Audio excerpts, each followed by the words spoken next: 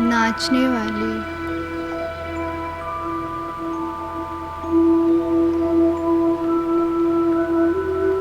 अपना सुध बुध खोने वाली,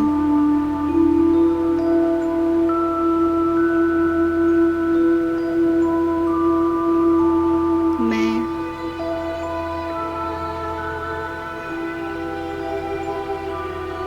गोपी हूँ।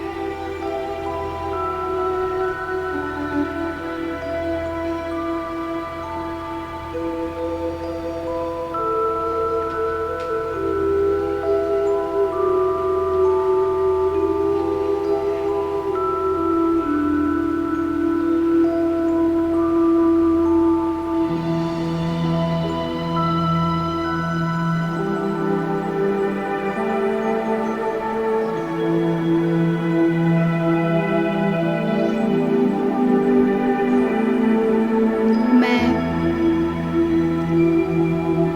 इस शरीर के हद की इच्छाएं, रिश्ते,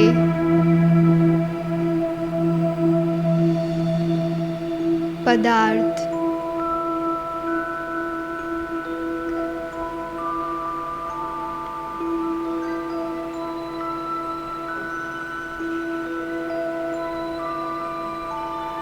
मान शान की इच्छाओं से परे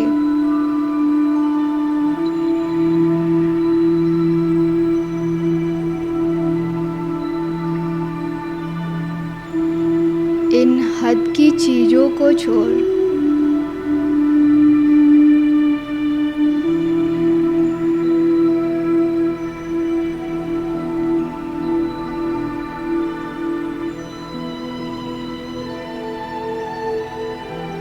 उड़ चली अपने पिता के पास,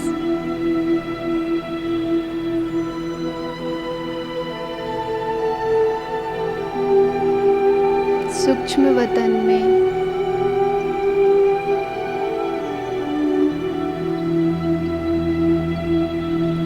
जहाँ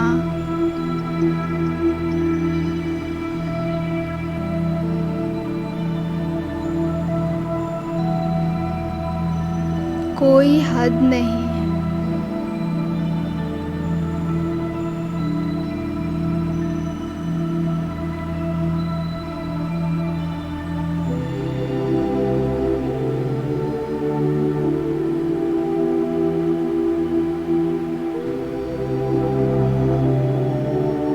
वहाँ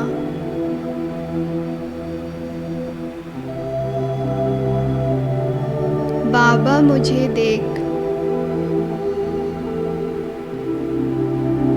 मुस्कुरा रहे हैं।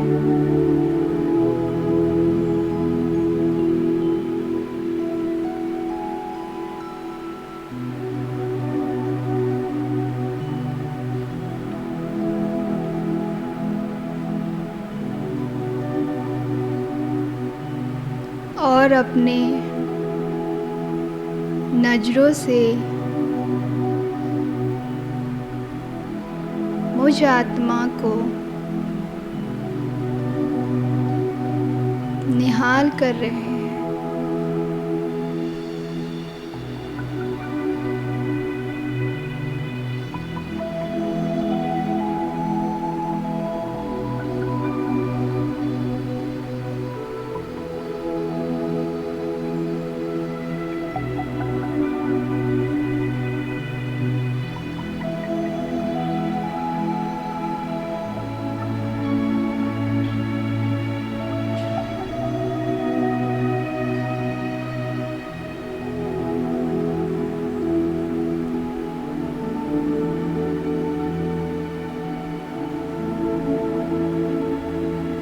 बाबा, आपकी मुरली ने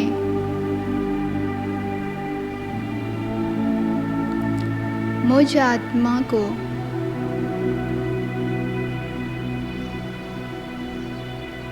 जीना सिखाया।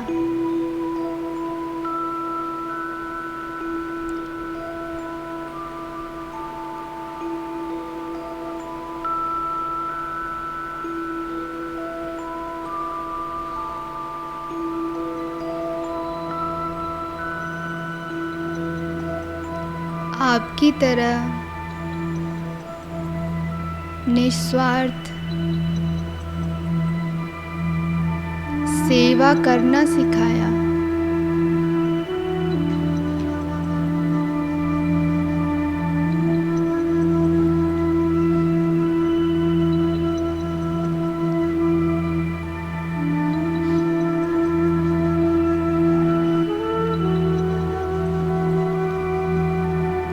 सब अपने हैं,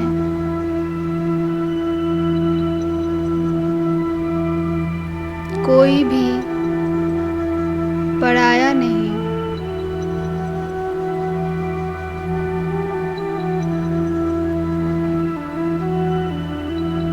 ये शिक्षा दी।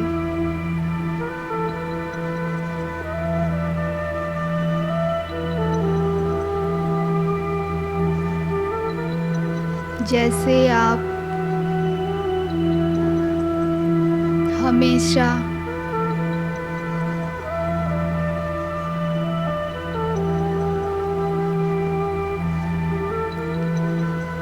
बेहद में सोचते हो,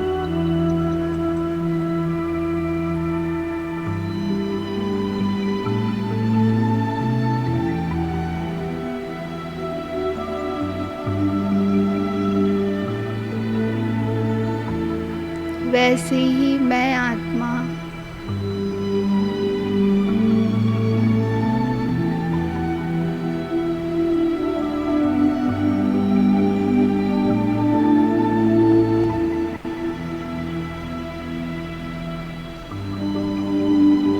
अपने बाप समान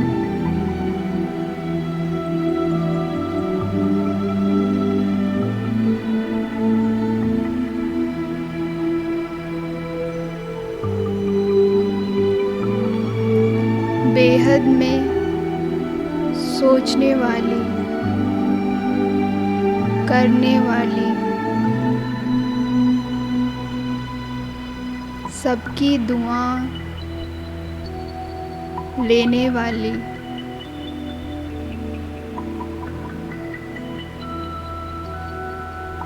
आत्मा हूँ।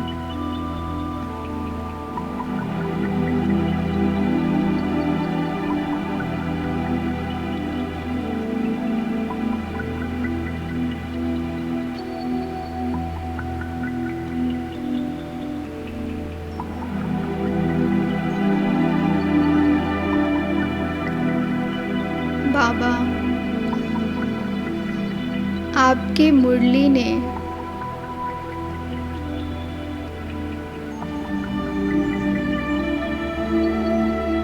हमें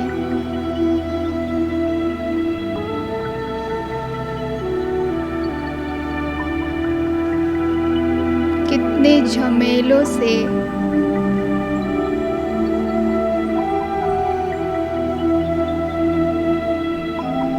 छुटकारा दिलाया।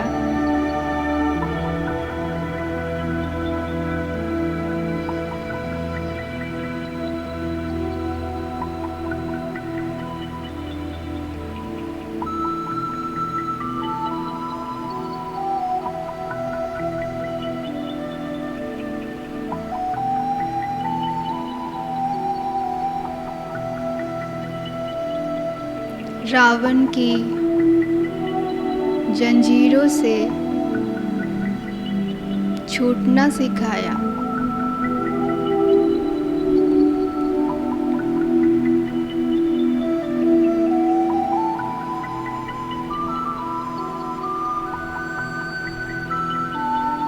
खुद में भरोसा रख समर्थ बनना सिखाया।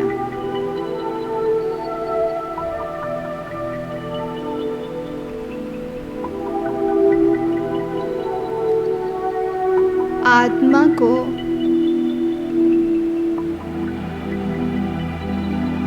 पिंजरे से छूट उड़ना सिखाया।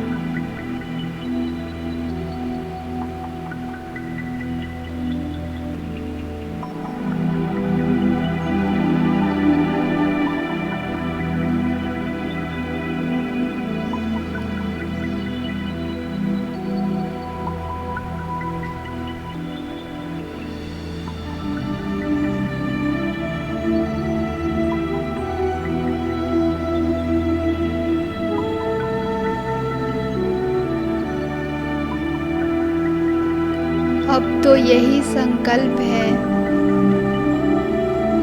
कि बाबा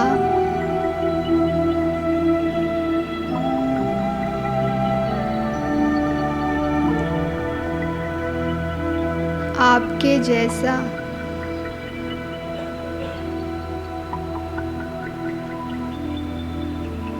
बनना ही है।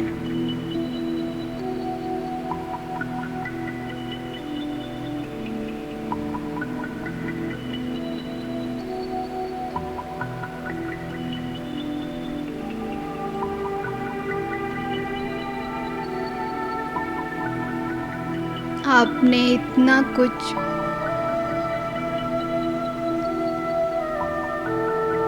मुझ आत्मा को दिया,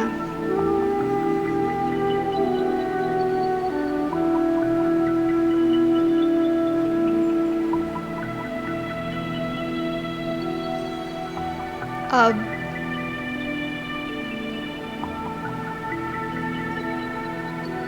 मुझ आत्मा की बारी है।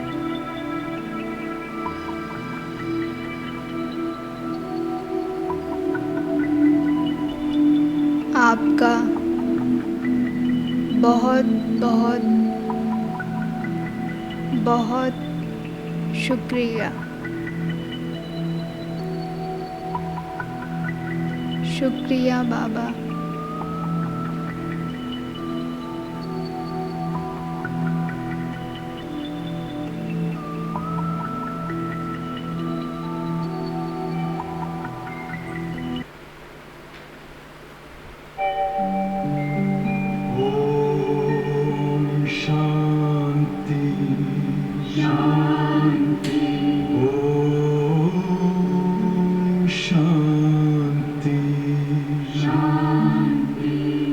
अंतर मन में ज्योति जगा लो, होगा दूर अंधेरा।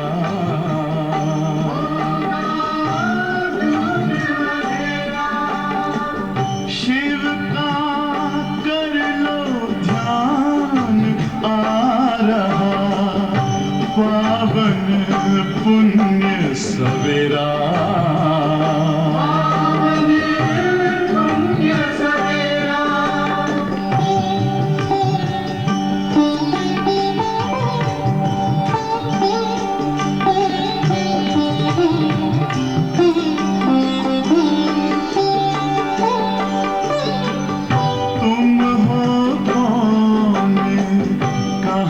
से आए अपने आप को जानो, राजयोग के द्वारा अपना परम पिता पहचानो। इसी राजपथ पर चलकर पालो अपना बसेरा।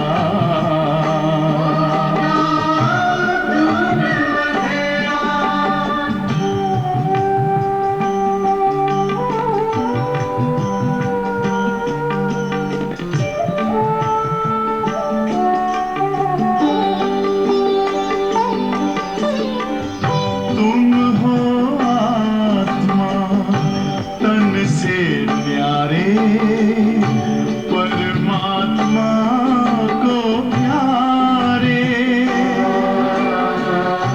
दिव्य गुणों को धारण करके योगी बनो दुलारे। ज्योति बिंदु ही तोड़ेगा ये माया मोह का घेरा।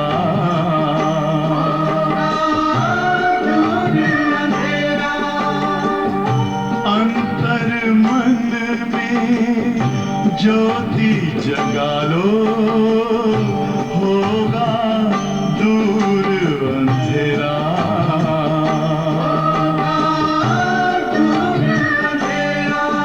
ओम शांति।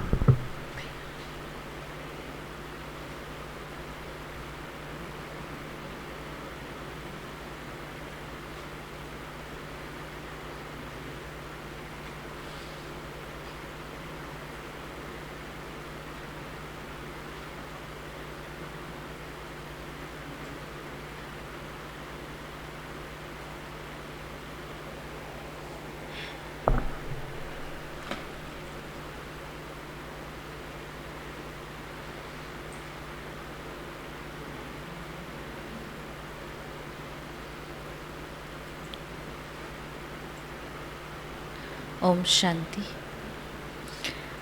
आज बाबा विशेष बता रहे हैं कि हम ईश्वरीय एडॉप्टेड बच्चे हैं, और बाबा ने ये बात भी बताई कि आज बाबा कहते हैं कि ऊँट पक्षी की बात बताई है बाबा ने।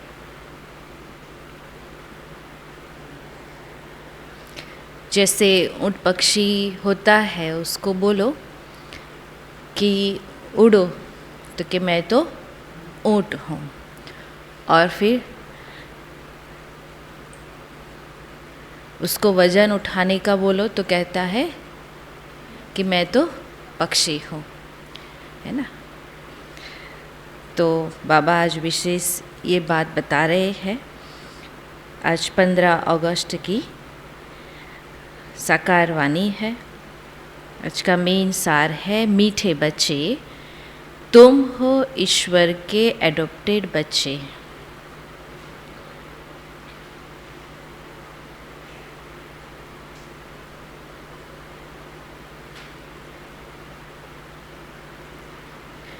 तुम्हें पावन बन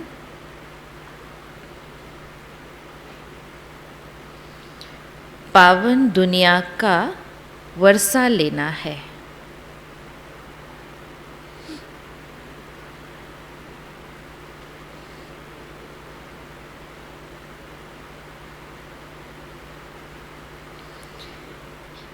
यह अंत का समय है, इसीलिए पवित्र जरूर बनना है।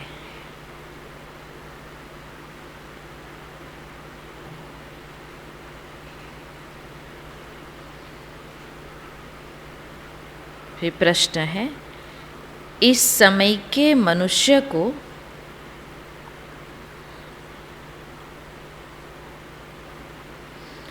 ऊँट पक्षी का टाइटल दे सकते हैं, क्यों?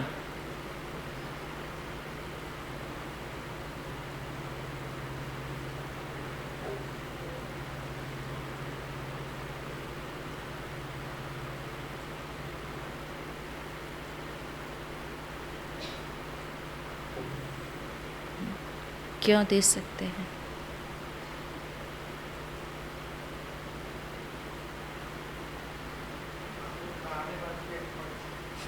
बहानेबाजी करते हैं। उसमें भी कौन सा बहाना बताते हैं?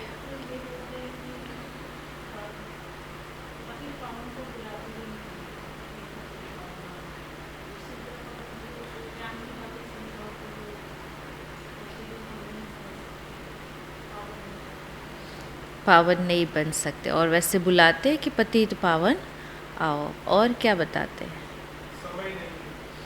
समय नहीं है, फुर्सत नहीं है। आज बाबा वही बात बताते हैं। उत्तर है, क्योंकि ऊँट पक्षी जो होता है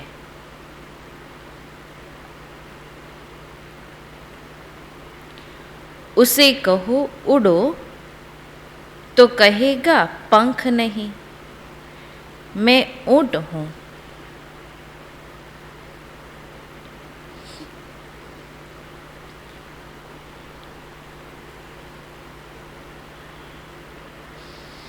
बोलो, अच्छा सामान उठाओ, तो कहेगा मैं पक्षी हूँ।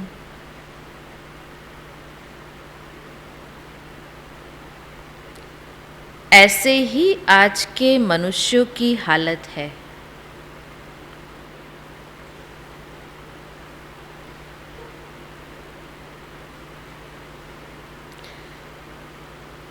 जब उनसे पूछा जाता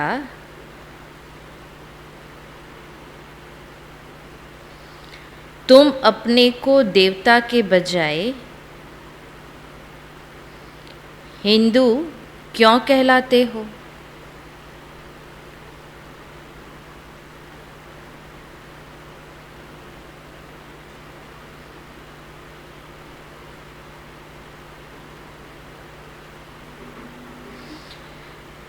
तो कहते देवताएं तो पावन है, हम पतित है।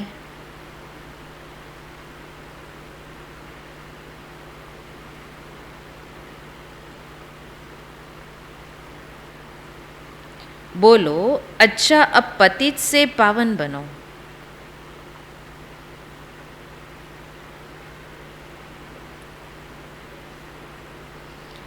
तो कहते फुर्सत नहीं,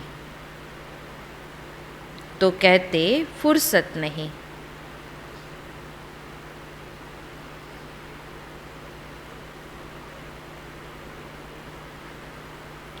माया ने पवित्रता के पंख ही काट दिए हैं।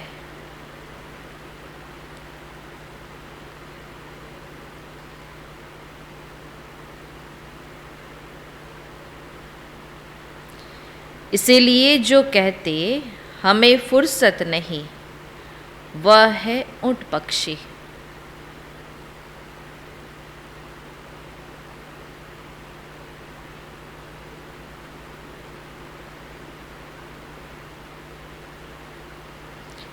तुम बच्चों को ऊंट पक्षी नहीं बनना है।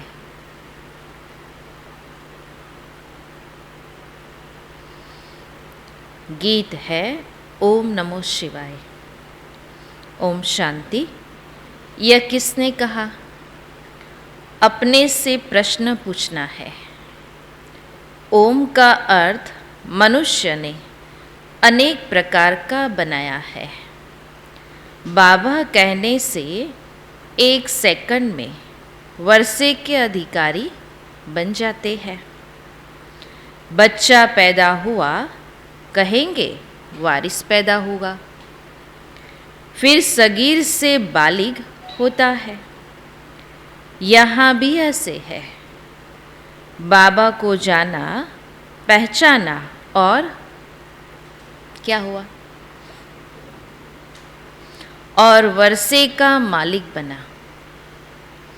यहाँ तो तुम बड़े हो ही। आत्मा को बाप का परिचय मिला, सेकंड में बाप का वर्षा मिला। जैसे ही बाप का परिचय मिला और जैसे मुख से बाबा निकला, तुरंत वर्षे के अधिकारी बन गए। बच्चा पैदा होने से ही समझेंगे, बाबा की जायदाद का वर्षा पाएंगे। यह है बेहद का बाप। कहते हैं, हे बच्चे, आत्मा ने जाना बाप आया हुआ है। तुम बच्चे जानते हो, हम बाप से कल्प कल्प राजधानी लेते हैं। जैसे तुम सेकंड में विश्व के मालिक बन जाते हो। ओम माना अहम, मैं आत्मा, यह मेरा शरीर। मैं आत्मा किसका बच्चा हूँ? परमात्मा का। बाप भी कहते हैं, मैं ओम परम आत्मा हूँ। मुझे अपना शरीर नहीं है। हम भी आत्माएं हैं और बाबा परम आत्मा है। बाबा को भी अपना शरीर नहीं है। वह समझते हैं ओम माना भगवान, तो सब भगवान हो गए। भगवान तो है ही एक। वह कहते हैं, मैं तुम्हारा बाप हूँ। परम आत्मा माना परमात्मा, जिसको सारी दुनिया पुकारती है। हे पतित पावन आओ। ऐसे कोई भी नहीं कहेंगे कि परम पिता परमात्मा की आत्मा मेरे द्वारा तुमको राजयोग सिखलाती है। किसी को पता ही नहीं है। न मालूम होने के कारण श्री कृष्ण भगवान का नाम लिख दिया है। उसने राजयोग सिखलाया। वह पतित पावन उसको कह नहीं सकते। वह तो है स्वर्ग का पहला बच्चा। जो पहले मैं है, वह पिछाड़ी में भी होगा। इसीलिए उनको श्याम सुंदर कहते हैं। पहले नंबर में है श्री कृष्ण। फिर 84 जन्मों के बाद उनका नाम क्या हुआ?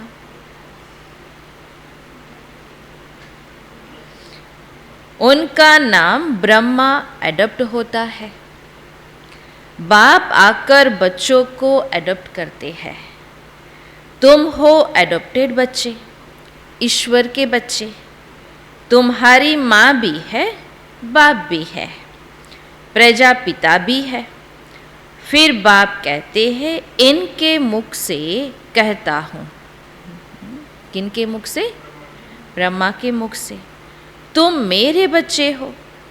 तुम कहते हो बाबा हम आपके हैं, आपसे वर्षा लेने आए हैं। बुद्धि भी कहते हैं बाप आता जरूर है, कब आते हैं यह भी विचार की बात है ना। कहते हैं पतित पावन आओ, तो जरूर पतित दुनिया का अंत हो तब तो आओ ना। इसको कहा जाता है कल्प की आदि और अंत का समय। अभी का कौन सा समय है? और कहते कल्प की आदि और अंत का संगम है। अंत में सब पतित है, आदि में सब क्या है? पावन है।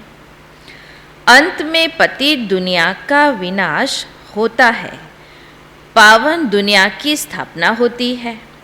फिर वृद्धि को पाते जाते हैं, गाया भी जाता है ब्रह्मा द्वारा स्थापना।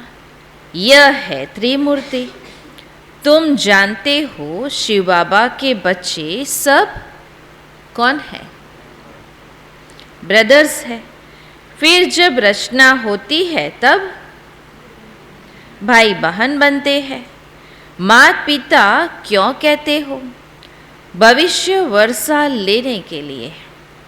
लौकिक वर्षा होते हुए पारलौकिक वर्षा पाने का पुरुषार्थ करते हो। यह है कलयुग मृत्युलोक। सतयुग को अमरलोक कहते हैं।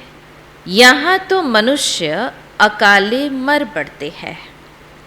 सतयुग है देवी दुनिया।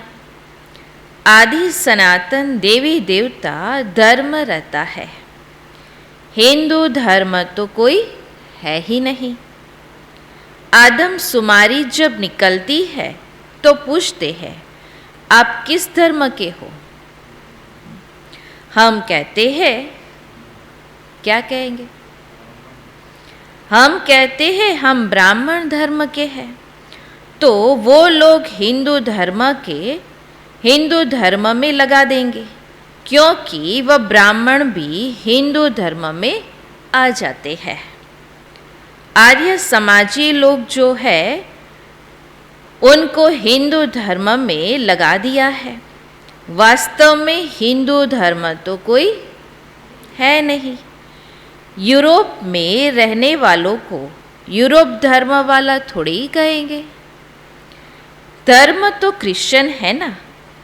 क्राइस्ट ने क्रिश्चियन धर्म स्थापन किया। अच्छा, हिंदू धर्म किसने स्थापन किया? तो बेचारे मूंझ पड़ते हैं, कह देते हैं गीता द्वारा स्थापन हुआ। फिर कुछ समझ में नहीं आएगा तो क्या कहेंगे? गीता द्वारा स्थापन हुआ।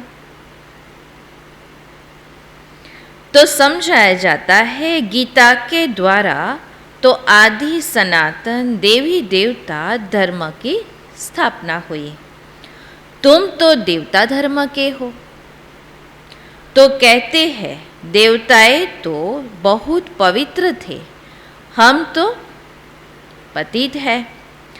हम अपने को देवी देवता कैसे कहलाएंगे? तो समझाया जाता है अच्छा पवित्र बनो, है ना। फिर से देवी देवता धर्म में आ जाओ। तो कहते हैं फुर्सत कहाँ? आपकी यह तो बहुत नई बातें हैं। बरोबर हम आदि अंत देवी देवता धर्म के हैं, पूजते भी भारतवासी देवी देवताओं को है, परंतु पतित होने के कारण अपने को देवता कहला नहीं सकते। अच्छा, आकर पावन बनो तो कहते फुर्सत नहीं। बाप कहते हैं तुम तो ऊंट पक्षी हो।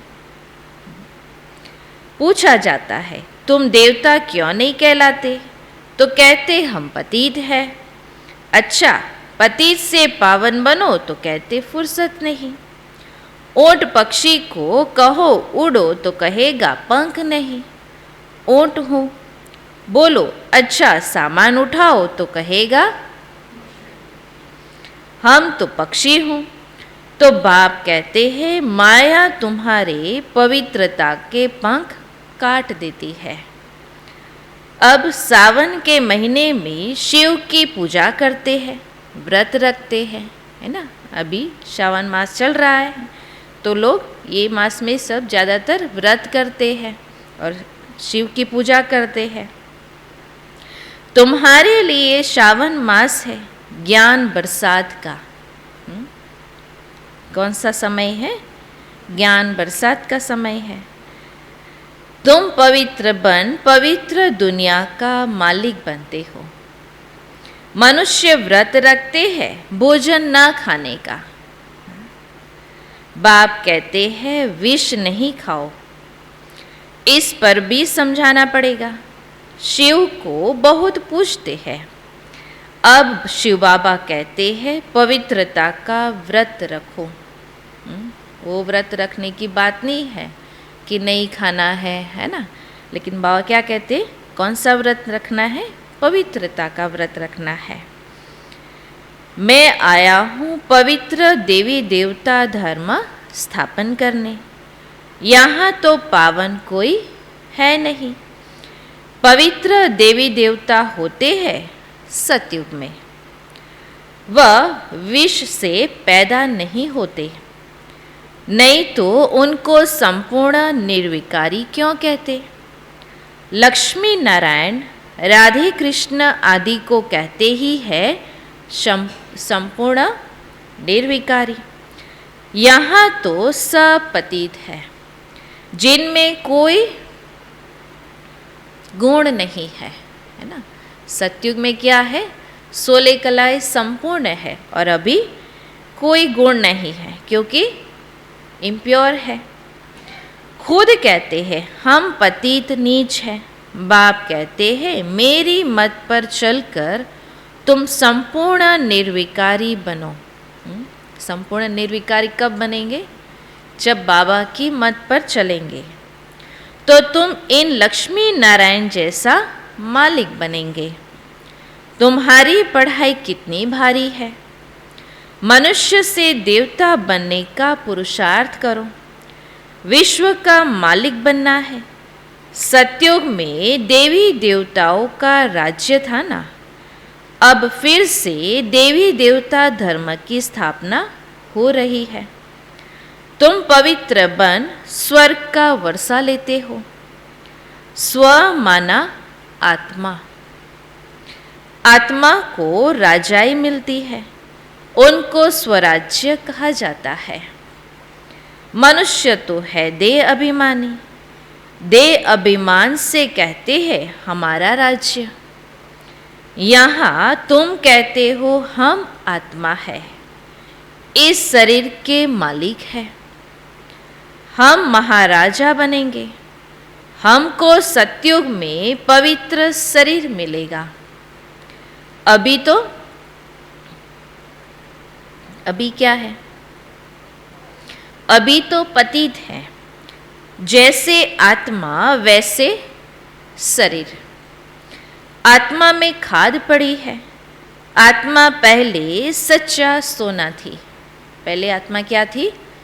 सच्चा सोना थी। तो शरीर भी क्या था? प्योर था। गोल्डन एज कहा जाता था। फिर त्रेता आया तो सिल्वर की खाद पड़ी। फिर द्वापर में गए तो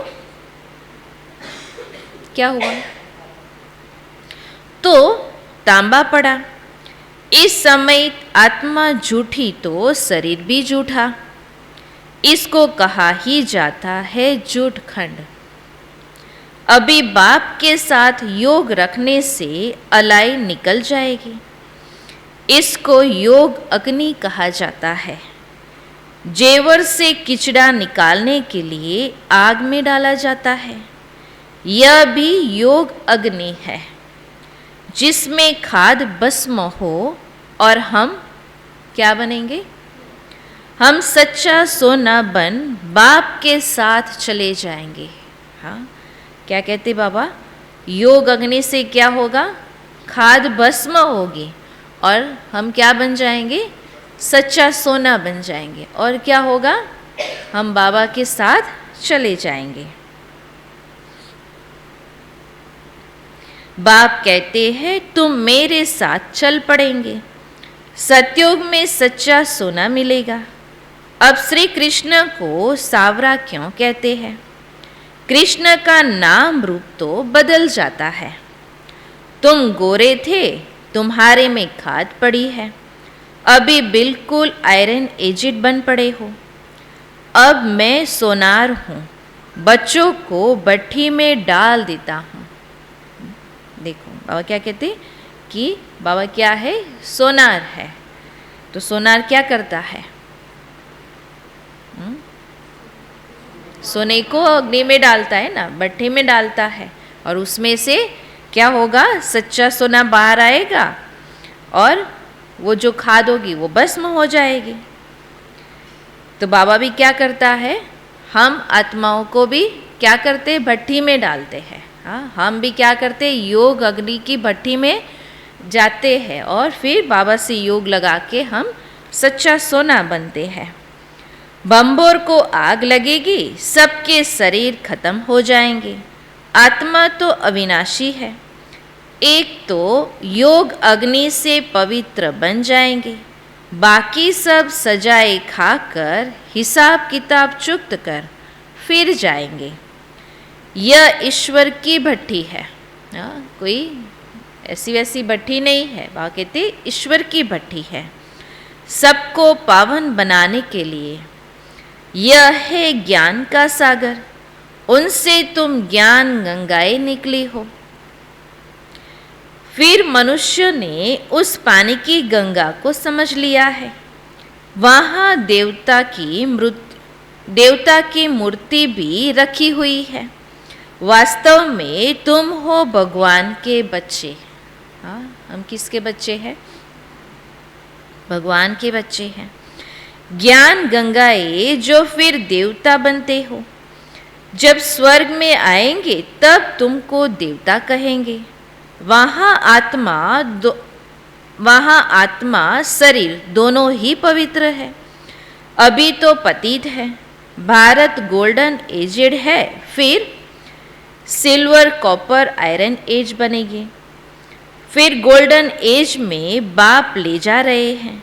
तुम्हारी आत्मा और शरीर दोनों ही पवित्र हो जाते हैं। बाप कहते हैं मैं धोबी भी हूँ। हाँ, देखो बाबा पहले क्या बना? सोनार बना। और फिर बाबा अभी क्या कहते हैं? मैं धोबी भी हूँ। धोबी क्या करता है? मैल निकालता है। तुम्हारी आत्मा को धोने आता हूँ। हाँ, शरीर को नहीं। किसको धोने आते हैं बाबा? आत्मा को धोने आते हैं। सिर्फ बाप को ही याद करना है। बस योग में रहने से तुम विश्व के मालिक बन सकते हो। हाँ, बाबा कहते सिर्फ एक ही हमारा कौन सा राजयोग है। हाँ, जिससे मेडिटेशन से बाबा कहते कि एक बाबा से योग लगाने से क्या बन जाएंगे? हम विश्व के मालिक बन जाएंगे। बाहुबल वाले विश्व के मालिक बन न सके। हाँ, उन्हों में इतनी ताकत है। अगर कृष्ण दो भाई आपस में मिल जाए तो विश्व का मालिक बन सकते हैं, परंतु लॉ नहीं है। कहानी भी है। दो बिल्ले आपस में लड़े और माखन बंदर खा गया। तो वह दो लड़ते हैं, बीच में माखन भारत को मिल जाता है। इसमें भी नंबर 1 है कौन? श्री कृष्ण। इसीलिए कृष्ण के मुख में गोला दिखाते हैं। वह मक्खन नहीं, यह स्वर्ग का राज्य भाग्य श्री कृष्ण को मिला। बाप समझाते हैं सब विनाश हो जाएगा। वो कहानी में क्या बताते हैं? कृष्ण के मुख में गोला दिखाते हो, मक्खन चुरा के खा रहा है और फिर खोला, मुंह खोला तो क्या दिखा? गोला दिखा विश्व का। तो हकीकत कोई विश्व की गोले की बात नहीं है, पर क्या मिला? स्वर्ग का राज्य भाग्य मिला। विनाश हो जाएगा परंतु तुम मालिक बन जाएंगे। उसके लिए बाप की श्रीमत पर जरूर चलना पड़े। क्या करना है? विश्व का मालिक बनने के लिए बाबा की श्रीमत पर चलना है। श्रीमत से श्रेष्ठ, आसुरी मत से भ्रष्ट बनते हो। श्रीमत से क्या बनते हैं? श्रेष्ठ बनते हैं, और आसुरी मत से भ्रष्ट बनते हैं। यह है आसुरी पतित दुनिया, एक भी पावन नहीं। हाँ बाबा कहते अभी एक भी पावन नहीं है। पावन दुनिया में एक भी पतित नहीं होता। हाँ, सतयुग में एक भी पतित नहीं। अभी तो सब पतित है, गाते भी है पतित पावन। सीताराम, हम सीताएं रावण की जेल में पड़ी है। किसकी जेल में है? रावण की जेल में। पुकारती है, हे राम आकर छुड़ाओ, पावन दुनिया में ले चलो। बल गाते हैं परंतु जानते कुछ भी नहीं। जो आता सो कहते हैं। रावण ने बिल्कुल सुला दिया है, अब बाप आकर जगाते हैं। परमपिता परमात्मा पतित पावन जो सृष्टि का रचयिता है, उनकी बायोग्राफी को हम जानते हैं। ब्रह्मा, विष्णु, शंकर और लक्ष्मी नारायण की बायोग्राफी को भी हम जानते हैं। लक्ष्मी नारायण के 84 जन्मों को भी हम जानते हैं। तो नॉलेजफुल हो गए ना। तुम श्री कृष्ण के मंदिर में जाएंगे तो समझेंगे यह सतयुग का पहला प्रिंस था। अभी अंतिम 84वें जन्म में ब्रह्मा हुए हैं। यह भी बहुत समझने की बातें हैं। अभी हम मंदिरों में जाएंगे तो यही हम क्या सोचेंगे कि यही सोचेंगे तो हमारी यादगार है ना। बाप बच्चों को समझाते हैं, बच्चे खबरदार रहना है, कभी किसी को दुख नहीं देना है। कौन सी बात की खबरदारी रखनी है? कभी किसी को दुख नहीं देना है। बाप तो दुख हरता सुख करता है ना। तुम भी 5 विकारों का दान देते हो। दे दान तो छूटे ग्रहण। ग्रहण लगता है तो फकीर लोग कहते हैं दे दान। अब बाप कहते हैं मेरे लाडले बच्चे, विकारों का दान दो तो सर्वगुण संपन्न देवता बन जाएंगे। किसका दान देना है? दुख का ग्रहण छूट जाएगा, तुम सुखधाम के मालिक बन जाएंगे। देखो विकारों का दान देने से क्या क्या होगा, क्या मिलेगा हमें?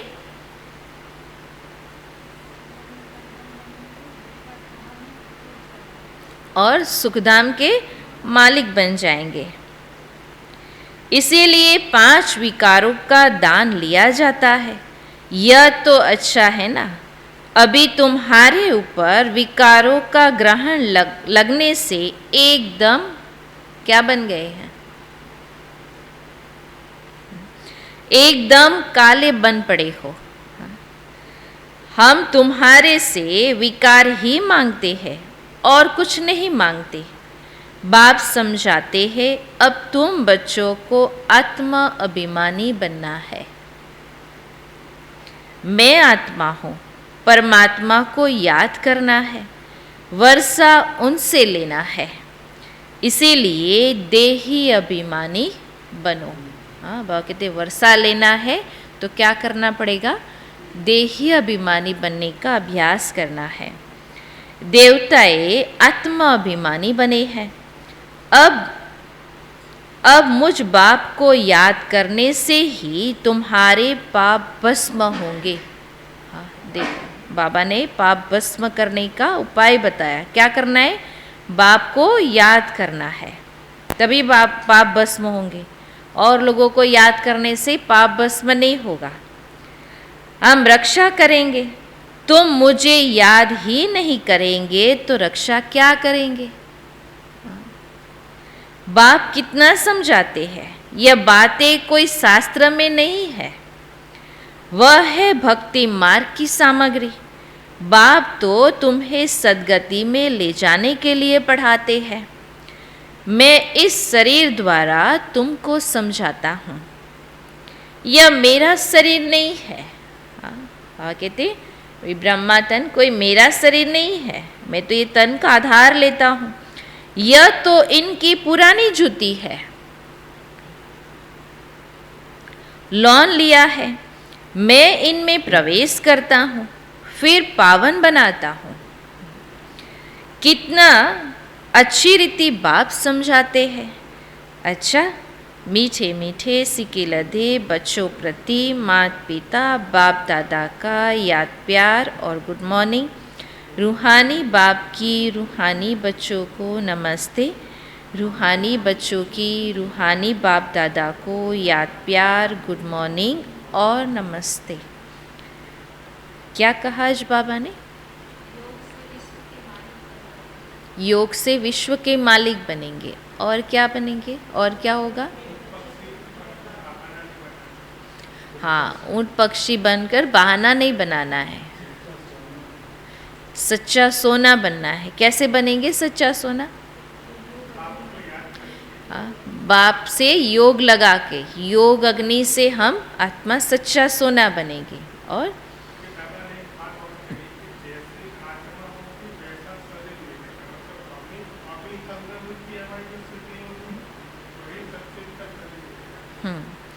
तो बाबा ने कहा ना कि जैसी आत्मा वैसा शरीर होगा, है ना।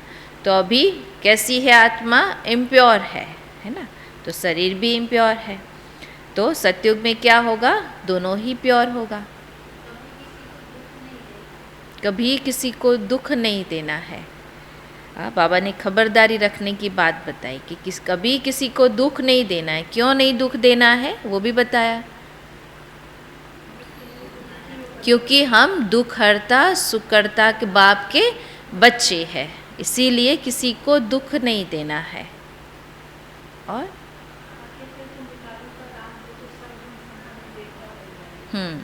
विकारों का दान दो तो सर्वगुण संपन्न देवता बन जाएंगे। और क्या होगा? सुखधाम के मालिक बन जाएंगे। हाँ, बाबा ने कहा कि ये अंतिम जन्म है, इसीलिए पवित्र जरूर बनना है। और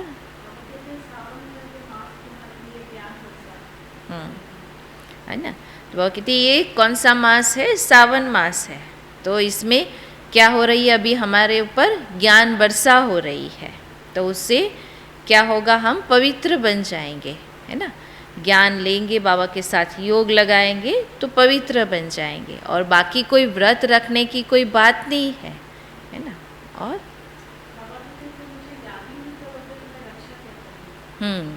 बाबा को याद ही नहीं करेंगे तो बाबा रक्षा कैसे करेगा, है ना। तो याद करते हैं तभी तो रक्षा करने आते हैं, है ना। जैसे द्रौपदी का मिसाल है ना, जब याद किया तभी कृष्ण जी आए, है ना। तो वैसे बाबा बताते हैं। और पहली पॉइंट, बाप की श्रीमत पर चलकर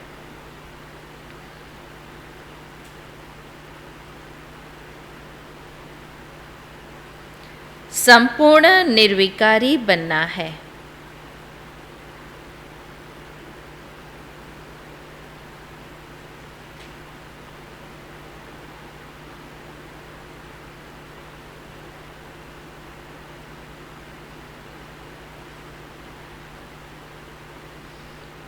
पढ़ाई से विश्व की राजाई लेनी है।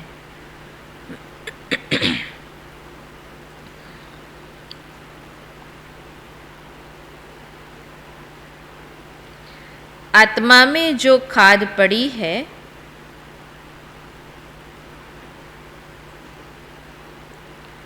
उसे योग अग्नि से निकालना है।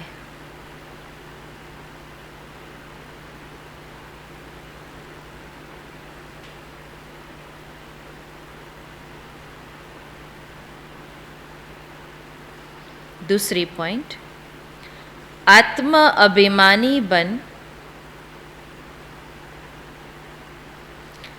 बाप को याद करना है।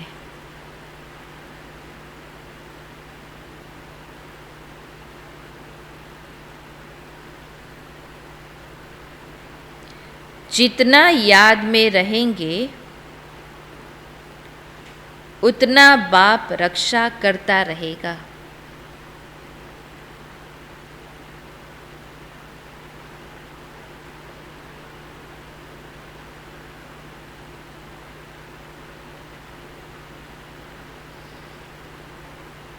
वरदान, मेरे को तेरे में परिवर्तन कर।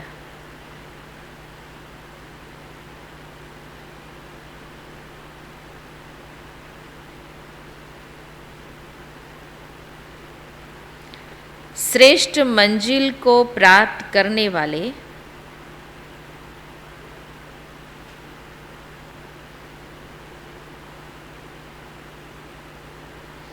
नष्टो मोहा भव।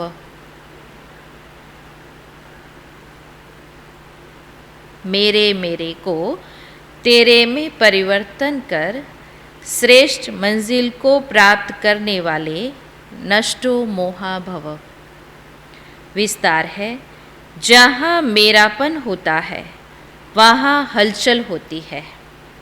मेरी रचना, मेरी दुकान, मेरा पैसा, मेरा घर या मेरापन थोड़ा भी किनारे रखा है तो मंजिल का किनारा नहीं मिलेगा। श्रेष्ठ मंजिल को प्राप्त करने के लिए मेरे को तेरे में परिवर्तन करो। हद का मेरा नहीं, बेहद का मेरा।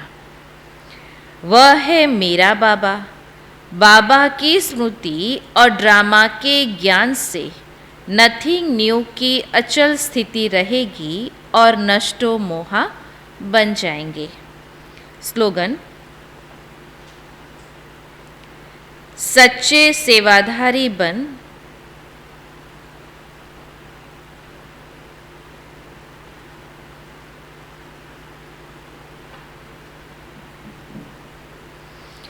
निस्वार्थ सेवा करते चलो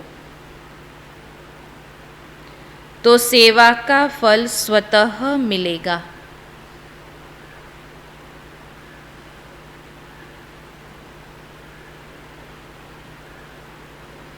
सच्चे सेवाधारी बन निस्वार्थ सेवा करते चलो तो सेवा का फल स्वतः मिलेगा।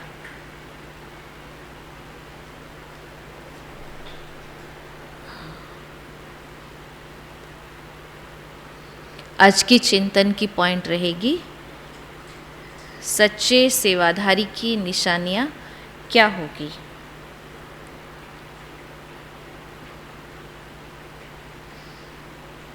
आज का स्वमान है, मैं शक्ति का अनुभव कराने वाली या वाला हूँ।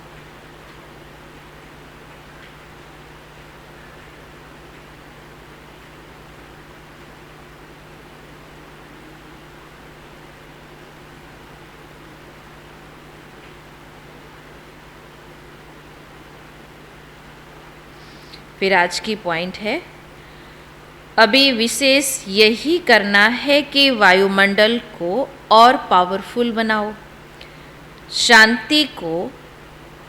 शांति तो अनुभव करते हैं, लेकिन अभी शक्ति की अनुभूति हो। आपसे मिलकर जो भी डिपार्टमेंट वाले हैं या सेवा केंद्र वाले हैं, जो भी है उन्हों को सप्ताह में 1 बार या 2 बार टाइम निकाल के हालचाल पूछे। कोई प्रबंध चाहिए, कोई सेल्वेशन चाहिए, यह भी पूछो। ओम शांति।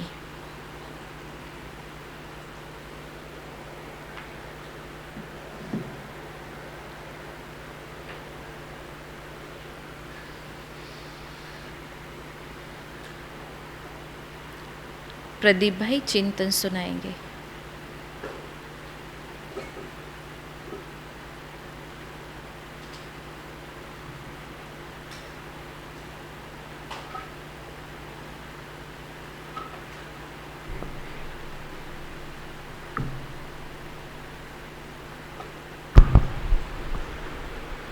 ओम शांति। चिंतन का जो पॉइंट मिला है वो कल की जो संडे की मुरली है कि जिसमें ये जो परमात्म मिलन का जो अनुभव हुआ है उससे हमें क्या क्या प्राप्तियां हुई हैं, उसके पहला जो पॉइंट है इसमें ये है कि दिलवाला बाप मिला और दिल वाले बच्चे मिले, कि इस मिलन में हमें ये अनुभूति होती है कि इतना प्यारा जो है शिव बाबा मिला है, ये हमें प्राप्ति हुई है। और इस बाप मिला और साथ में खुद की ये स्मृति हुई कि हम भी देखो शिव बाबा के कितने प्यारे बच्चे हैं जो बाबा ने हमें चुना है। इसके अलावा एक पॉइंट ये है कि बाबा का जब हमें जब बाबा मिले तो हम सारी परेशानियों से मुक्त हो गए। जैसे कि आज लौकिक दुनिया में जो है लोग कितनी परेशानियों में फंसे हुए हैं, पर देखिए जैसे ही बाबा मिला तो लौकिक दुनिया की जितनी भी ये जो प्रॉब्लम्स है उन सभी से अपने क्या हो गए, दूर हो गए और एक नया जीवन मिला, एक ऐसा जीवन जिसको अनुभव करने मात्र से ही खुशी की अनुभूति होती है। हाँ, इस तरीके का इतना सुंदर जीवन मिला, नए संस्कार मिले। सबसे बड़ी प्राप्ति कभी कभी यही होती है कि देखो जीवन क्या था, क्या से क्या हो गया, कितनी सुंदर प्राप्तियां हो रही हैं, नए संस्कार बन रहे हैं। ऐसे संस्कार जो हमें सत्ययुगी दुनिया में चाहिएंगे वो संस्कार हम अभी से ही धारण कर रहे हैं। और एक रूहानी शान की अनुभूति होती है। इस दुनिया के जो लोग हैं वो कौन सी शान में रहते हैं, विनाशी शान में या जिस्मानी शान में, पर बाबा ने अपने को कौन सी शान दिया है, रूहानी शान। रूहानी शान इसलिए कि देखो शिव बाबा ने अपने सिर पे हाथ रखा है, इससे बड़ा भाग्य कुछ नहीं हो सकता। तो ये जो है ये रूहानी शान हमें बार बार खुशी की अनुभूति कराती है। और इसके अंदर एक पॉइंट हम ये ऐड कर सकते हैं कि ये प्यार किन लोगों को मिलता है। जैसे इसका गीता में भी वर्णन है कि मैं कोटों में भी कोई और कोई में भी कोई जो होंगे उनको मैं मिलूँगा, कि जो देवी देवताओं को पूजने वाले हैं वो देवी देवताओं को पाएंगे, जो भूतों को पूजने वाले हैं वो भूतों को पाएंगे, पर मेरे को जो याद करने वाला होगा वो मेरे को पाएगा। तो ये स्मृति रहे कि इस दुनिया की भीड़ में बाबा ने मुझे सेलेक्ट किया है, तो ये बहुत बड़ी प्राप्ति है। और कल की मुरली में जो लाइन बोली बाबा ने वो आप सभी को भी याद होगी कि बाप का प्यार कैसा प्यार है, सच्चा प्यार। इस दुनिया में जो है ना ये बड़ी दुर्लभ मिलने वाली चीज़ है। हम बाहर जाके देखेंगे सच्चाई नहीं है, सच्चा स्नेह रखने वाला नहीं मिलेगा। पर बाबा इस चीज़ की भी गारंटी करता है कि मैं ही तुमसे सच्चा प्यार करने वाला हूँ और ना अलग होऊंगा, ना कोई अलग कर सकता है। तो ये बहुत बड़ी गारंटी है।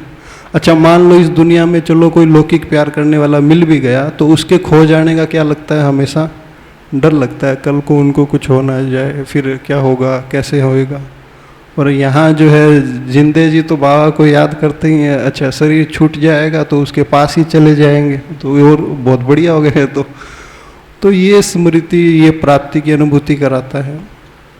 और इसके अंदर देखें तो एक बात और बाबा ने बोली कि चाहे माया अपना पूरा फोर्स लगाए, हाँ, चाहे प्रकृति कितने ही इम्तहान ले, चाहे कितनी भी परिस्थितियां आए, पर बाबा बोलते हैं कि ये जो प्यार है ना, ये अविनाशी है, ये प्यार मिट नहीं सकता। फिर क्या बोला, दुनिया मिट सकती है पर ये प्यार नहीं मिट सकता, मतलब।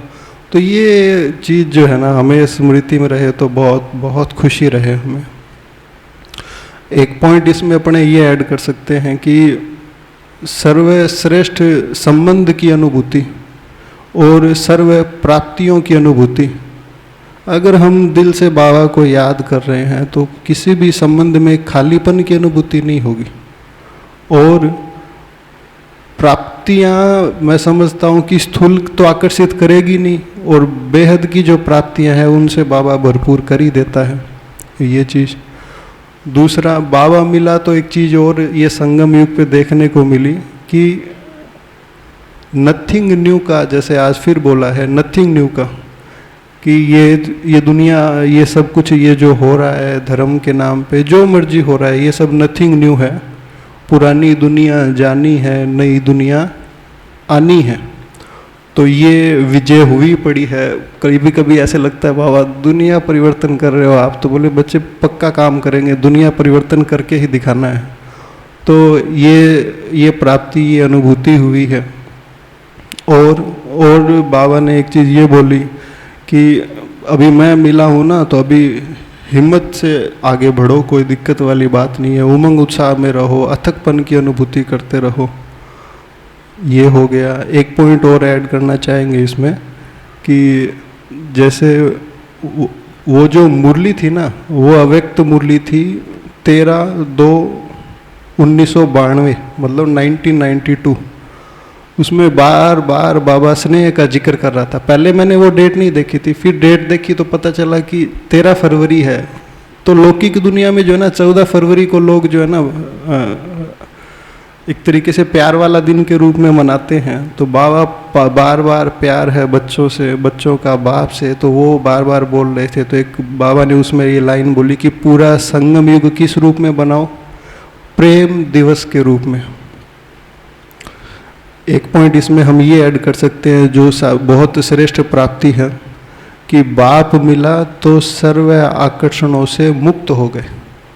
इस दुनिया में बहुत आकर्षण है, पर बाबा के मिलने के बाद ये दुनिया की चीज़ें आकर्षित नहीं करती हैं। तो ये बहुत वंडरफुल है जो बाबा के मिलने के बाद जो है ये हमारा जीवन ऐसा हो गया है। और इसके अलावा और भी बहुत सारी बाबा ने बातें कही हैं कि तुम्हारा अभी ये जो जीवन है वो कैसा जीवन है, हीरे जैसा। सतयुग में जाओगे तो क्या बन जाओगे, वहाँ पे सोना बन जाओगे, पर अभी क्या हो, हीरे हो। तो ये पॉइंट है, ये भी एक बहुत बड़ी अपने आप में क्या है, श्रेष्ठ प्राप्ति है। इस तरीके से जो है बहुत सारी चीज़ें बाबा ने कही है और हमें आगे बढ़ने के लिए बाबा ने प्रोत्साहित किया है। इसलिए बाप ने एक बात और इसमें कही थी कि खुश, अगर बच्चे खुश है तो बाप भी सदा खुश है।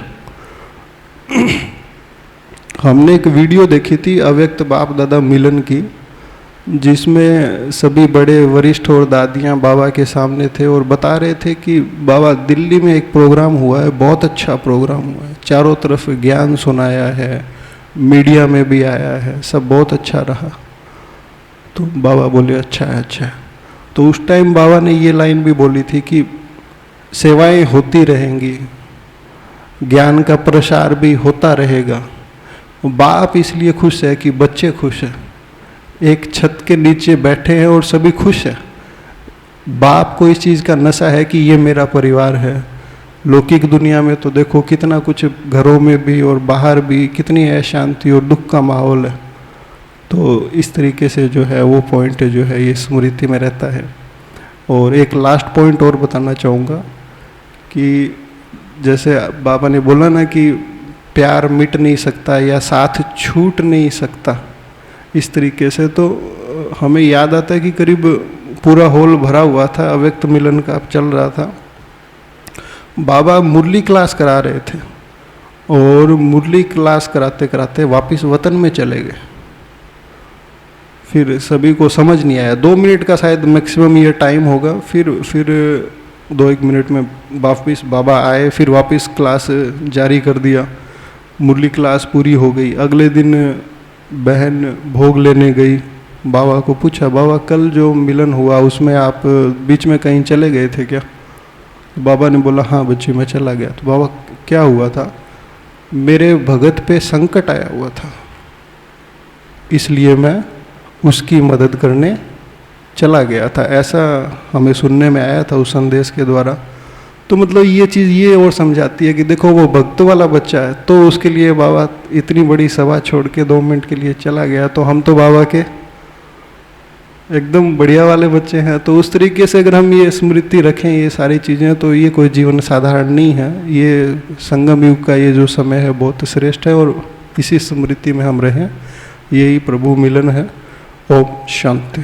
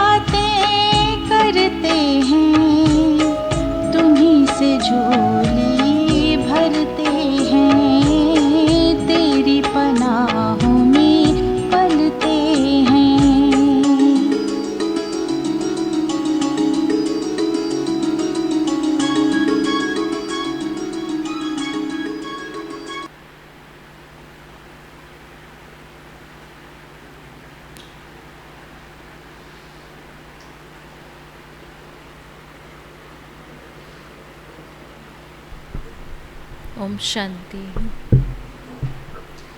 ओम शांति दीदी। ओम शांति। ओम शांति बहन। ओम शांति। ओम शांति बहन। ओम शांति। ओम शांति।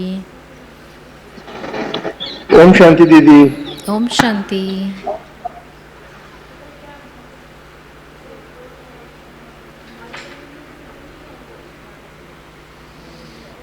ओम शांति बेन। ओम शांति। ओम शांति। ओम शांति बेन। ओम शांति।